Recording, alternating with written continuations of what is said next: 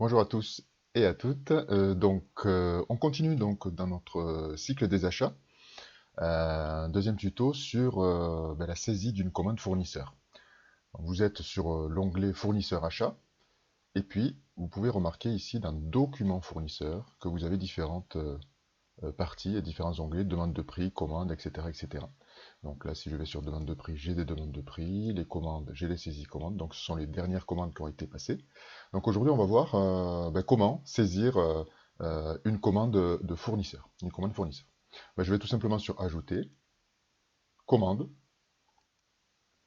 et là, je vais renseigner auprès de qui je passe commande. Donc je vais dans un premier temps dire auprès de quel fournisseur je passe une commande. Bon, c'est pour un exemple, donc je vais prendre au gourmand. Et là, vous voyez, avec le fichier article, je n'ai plus besoin de mettre l'adresse et les coordonnées, tout se met automatiquement.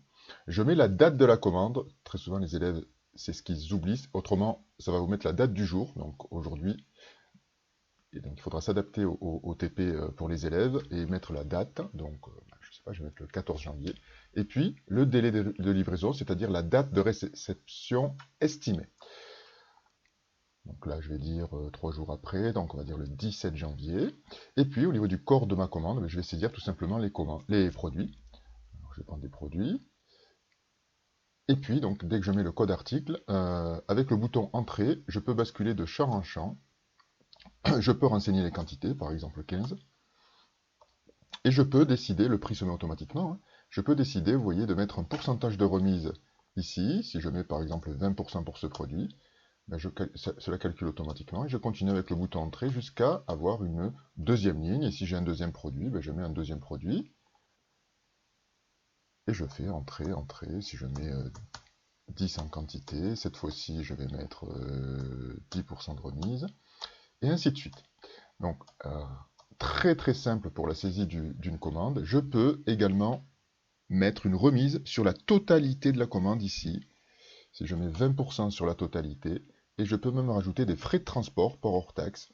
Si je mets 8,50 € de frais de transport, cela calcule automatiquement et ça me met le net à payer. Donc, après vérification de tout ça, tout simplement, j'enregistre ma commande. On me dit que les fichiers ont été changés, je coche, je dis OK, et là, ma commande est bien enregistrée. Pour la retrouver, je fais attention à la date que j'ai mis, le 14 janvier, et le fournisseur au gourmand pour la retrouver. Je ferme ici, et là je cherche 14 janvier. Là vous voyez 14 janvier, 14 janvier, 14 janvier, au gourmand, donc c'est bien celle-ci. Et celle-ci, elle apparaît sur cette ligne-là. Si je fais un double clic, je peux la modifier. Si je veux l'imprimer, je passe par le clic droit. Et donc en passant par le clic droit, je fais imprimer la sélection. Et ici, donc, on va me proposer différents modèles d'impression, ou autrement on peut laisser défini par les données par rapport à ce que j'ai mis. On va me proposer un modèle qui est le plus adapté. Je fais un aperçu, et là vous voyez, j'ai ma commande très professionnelle, avec donc ma date, mes produits, la remise qui doit apparaître également, le transport. Donc voilà.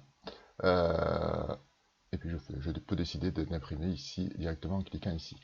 Je peux aussi exporter ma facture en fichier PDF, par exemple, pour le stocker.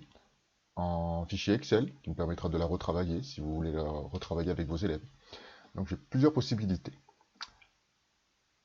Voilà, assez simple. Merci à vous et belle journée.